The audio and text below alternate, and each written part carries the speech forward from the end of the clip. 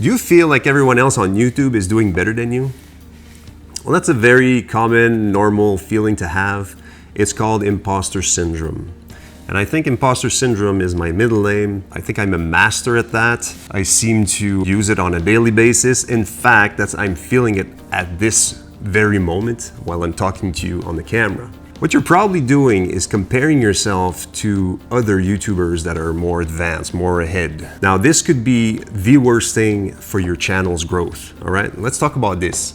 In this video, I'm gonna share with you my experiences, what I learned, and hopefully help you fight the good fight in controlling this emotion and stop comparing yourself to others because you are beautiful. I started this channel about 2 months ago. I posted my first video. I was really excited. Then the second, third, fourth, really exciting. And it didn't take long that I started to get discouraged. I wasn't getting any views, no subscribers, and I started to have these emotions of imposter syndrome. But I think it's worst when you compare yourself to other channels. Now, why comparing hurts your growth? It can really make you feel like you're not good enough, especially if you're just starting out. Your first videos are not getting any views, they're not getting any subscribers. You start questioning yourself. There's a little voice in your head popping up saying, what are you doing? You're not cut out for this. People are gonna laugh at what you're saying. You're not interesting. Go buy a bag of chips, sit on the couch, watch some Netflix. That's what you should do. See, your voice, your subconscious wants you comfortable. It makes you compare yourself to others so that you get discouraged. So stop it. Even if you think the other YouTuber is very successful and you want to be like that person, they have their own struggles. They're probably struggling as much as you, but they're working hard. They're controlling that emotion, that imposter syndrome emotion, you know? They've conquered it and it's probably still there, but they just know how to control it by being themselves. When I started this channel, I feel like I'm flip-flopping from different topics to different backgrounds and looks and this and that. And I feel like I was overthinking because I was fighting that imposter syndrome feeling. And, you know, am I doing the right thing? Oh, maybe this is what people want to hear. I'm kind of trying to find myself in this YouTube world, so it's very easy to compare yourself. And you know, oh, I'll do a lot of people right now are filming themselves in their cars because it's trendy right now. And by all means, if that's what you want to do, go for it. But don't feel like you have to. Be yourself. That's more important than trying to do what other people are doing. Because you can tell. Your audience will know if you're authentic or not. Now, the only person you should compare yourself to is your past self. Look at your old videos and look at how you're improving over time. I bet you are. Are you getting better at speaking on camera? Are you hitting the small goals that you're having? Like achieving 50 subscribers, getting 100 views on your video, right? Those are important. Those are your own personal goals that you should be focusing on. And that's comparing yourself to your old past self. Did you set yourself a goal to post a video for 30 days straight? Right? That's a great goal to start off with. You should be proud of yourself when you achieve that. So set yourself some goals and always compare to your past videos.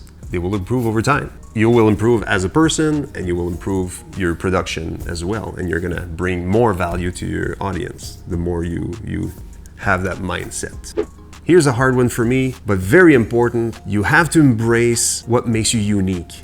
Embrace who you really are. Your background, your skills, your experiences, that's what makes you unique. Your interests. Don't be afraid to show that in your videos. That's gonna make you stand out even more. If you show us who you really are. I mean, you want to connect with your audience. So you have to kind of be open. You have to be as open as possible and, you know, and people are getting to know who you are. And that's who we want. We don't want another Mr. Beast or another Dodash or, you know, we want you. I think it's really important for you to sit down and really write down the things that make you unique. Incorporate them in your videos. If you have a cooking channel and you love to travel, incorporate that in your videos. Include both. Add your little spice, add your little twist of you in your videos. All right, here are some practical tips for you to practice to avoid comparison, all right? Number one, I'll say it again, Cut down on watching huge YouTubers. If you feel discouraged when you watch them, kind of cut that down. Number 2 is join a supportive community. This one's really important. Make sure that you connect and engage with smaller YouTube channels that share similar interests, similar goals. It's going to encourage you to move forward. It's going to feel good to help them. It's going to feel good to learn from them. And you really want to learn from them, especially when they comment on your videos and they tell you what they liked, what they didn't like.